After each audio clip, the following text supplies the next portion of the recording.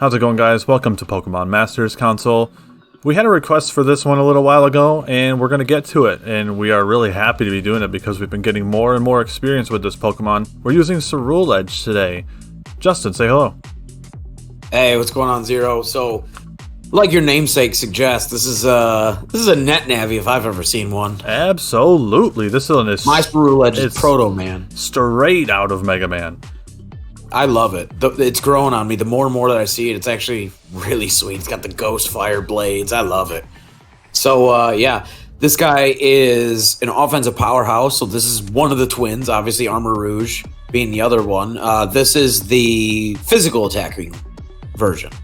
Yeah, so Armor Rouge being the one that's more specially offensive. Yeah. So these Pokemon, both of them, honestly, I'm going to backtrack a little bit here because I remember in the podcast and in private conversation with you, I had initially said that I was not too impressed with these guys, and now that we've seen a meta develop and we've seen their place in the game, this one, I'm definitely willing to admit that I was wrong because both of these Pokemon are pretty good. But you know what? Yeah, they're amazing. Like this dude won a tournament recently. We actually rented that team and then featured it on the channel. You can go check that out. It's the Murkrow video. Yeah.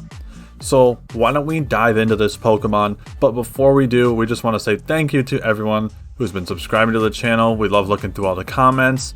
We love seeing all the likes. If you guys are not subscribed already, hit that big red subscribe button. Let's get to 1,000. Let's get to 1,000. We are on a roll, and we aren't going to stop. Let's get to 1,000. So help us out. Hit that subscribe button. Justin, let's talk about some Pokemon. This is our very first subscriber hype train. We are on that road. So first, Zero, how do we get this guy in game? So obviously, like I said, he's one of the twins because they both are split evolutions from the little guy. Yeah, so to get this Pokemon, you have to get a certain amount of Sinistea pieces. So you got to knock out X amount of Sinistea in the game. And then you'll take that item, you'll take those Sinistea pieces to a fellow who will give you an item for this Pokemon to evolve it. So it starts as Charcadet, or Charcadet, I believe, and then it evolves into Ceruledge or Armor Rouge. And in my game, which is game dependent. Yep. In my game, you get Ceruledge, Violet. So and Violet, Ceruledge, and then for us over, obviously Cerulean, a type of purple, and then in ours we get Armor Rouge, Rouge being a type of like red. Yeah. All right, so Justin, talk about the typing here. Yeah, dude. So, gosh, he's kind of incredible, isn't he? Yeah. Ghost and Fire. Very, very good offensive typing right now, this generation. He actually has a lot to offer. And with a base 125 physical attack, Zero, like, this dude hits real hard. He's very strong. 100 special defense is not too shabby either. That's actually why some of our sets you'll see, we actually are going to utilize some of his inherent bulk. But yeah, Fire and Ghost type. What do you think about that typing? Definitely one of the strongest offensive typings in the game, especially like if you're in a VGC format. A lot of things, a lot of teams are in the sun, and you'll see that kind of get more and more popular when the Paradox Pokemon come back and Photosynthesis is a thing. Definitely. You'll be dealing out really big fire boosted Bitter Blades, and that's a move we'll talk about in a moment. Yeah, dude. And then Ghost is just a really strong typing. You got Shadow Sneak, Phantom Force, Shadow Claw. Base 125 Shadow Sneak. It cannot be underestimated. No, absolutely not. And we've seen this typing before. This is Chandelure, but now we have a physical version. So yeah, like Zero was talking about with those stats here, like 85, that's a respectable speed tier. That's the same as Heracross. And then 125, I believe, is actually the same as Heracross also. So, like, this is perfectly viable for any sort of Scarf set in singles. Obviously, there's no special attack investment here. Only 60, not worth it. 80 physical defense, it's not too shabby. 75 HP, it's kind of subpar, but, I mean, it's decent with the fact that it's got 100 spec D. You know what I mean? Yeah. So, let's talk about the abilities really quick, and then we will move on to the moveset. So, we've got Flash Fire. This is not a new ability. This is, you're completely immune to fire damage, and it will boost your fire attacks after you've been hit by and absorbed a fire move. Yep. And then we've got Weak Armor. If a move makes physical contact with Ceruledge, his defense will drop 1 stage. His speed will increase 2 stages. So very, very powerful. This is a self-proccing thing you can do with, you know, yeah, like it's a bullet just punch. a straight up agility, right? Yes, yep. With the cost of a defense drop. So yeah, you're going to see both of these abilities used in our sets. Speaking of the sets, let's get right into them, Justin. Yeah, dude. So this first one is one that we've actually featured on the channel. Like I said, the link will be in the description. On the thumbnail, it's got the Murkrow because he actually popped off and gets like a lot of kills that game for some reason. Yeah. They're both on the thumbnails. Check that one out. Definitely. So Ceruledge. This is kind of what you're going to be expecting to see on the ladder right now in VGC. This is sort of the top of the list right now. Because somebody won a tournament with it. So then instantly everybody starts playing on the ladder and they realize how good it is. And then this is actually on the ladder a lot. This is sort of the quote-unquote standard Ceruledge. And it's going to be using the Flash Fire because Flash Fire is actually really, really strong, especially with this set in particular.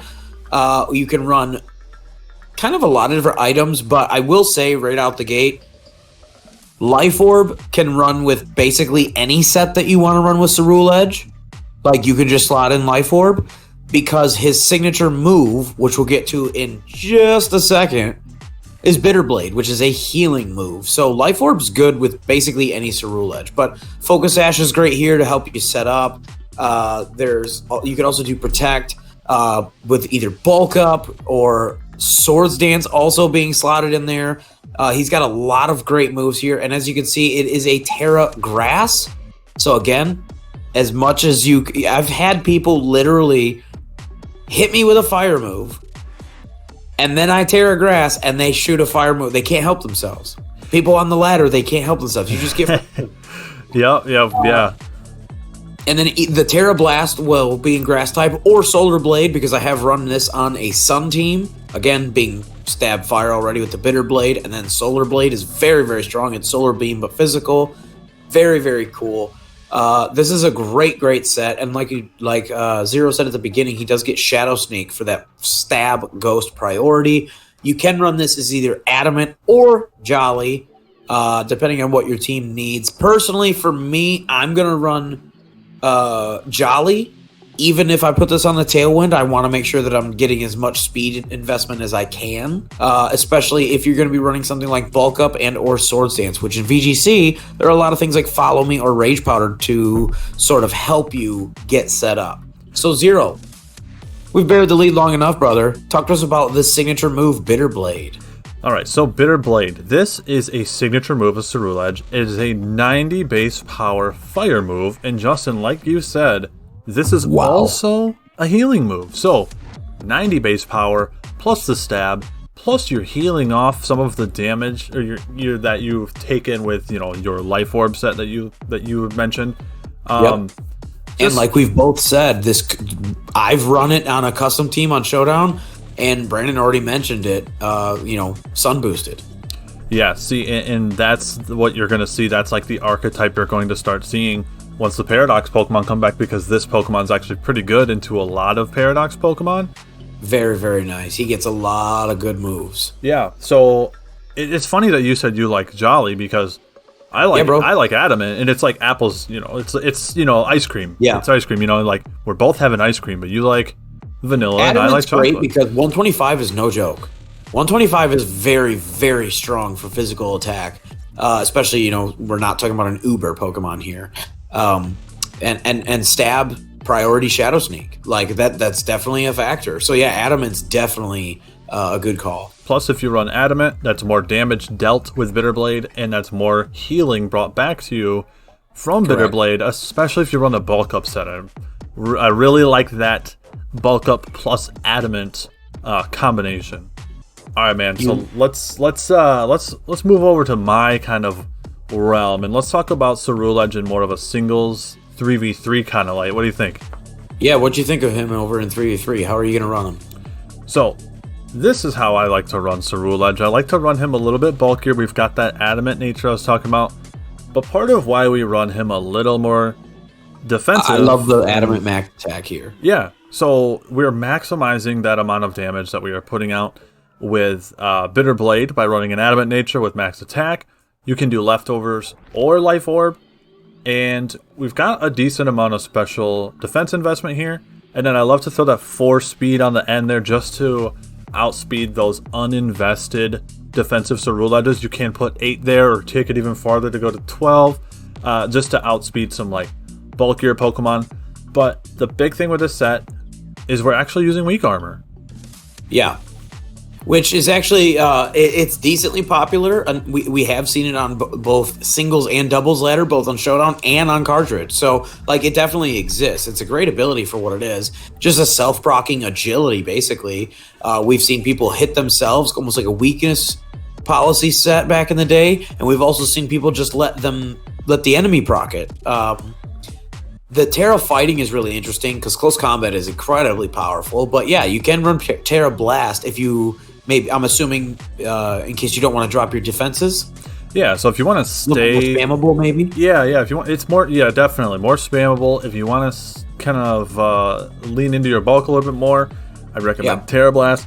The reason we're going Terra Fighting is because we want to resist those sucker punches. And when we get into a meta with the Ruin Pokemon and Chen Pao comes back.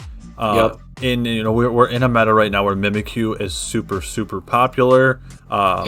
We want to not be getting destroyed by those priority moves, and he's weak to some King Gambit, very powerful sucker punch user. King Gambit, excellent, and that's what we're looking to avoid is getting kind of wrecked by those things. So, and they aren't right now, but spoiler alert for a guide near you. Hint, hint, wink, wink. Right now, King Gambits are not running any Terra Blast. That's not really a popular option, even though they are Terra flying. So, you just Bitter Blade them, even though, you know what I mean? You'll just take them out. Yeah. Shadow Sneak is a really good option with this set because it just gives you that little bit of priority with your Adamant Nature if you need it before you start bulking up, or maybe you gotta cap off a Mimikyu or a Breloom or something like that before you can start bulking up.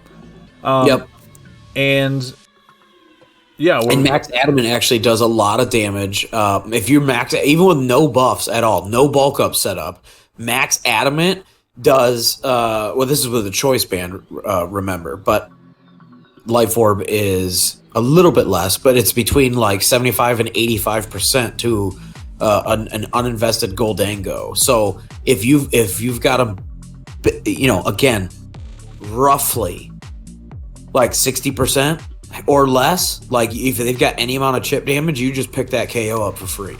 Right. And I do want to mention that we are always going bulk up on this set particular. I like bulk up better. I did try Swords Dance. Yeah. I just did not find the survivability good enough. Like I would maybe get off a strong move, but it was never enough to keep this Pokemon in the game long enough to make that much of an impact.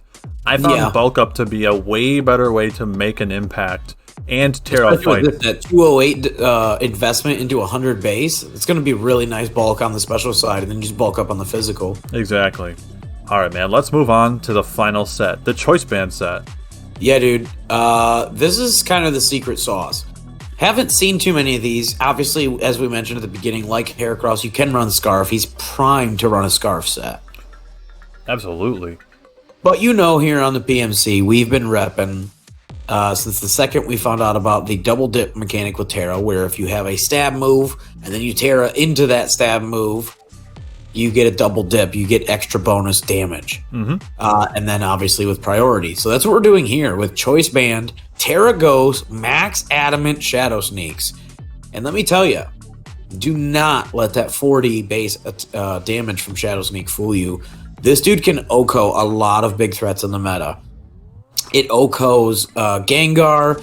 It OHKOs Dragapult. Like I said, it does 85% to the standard Goldango. So any amount of chip or residual already on him, and it just takes out that and revenge kills for free.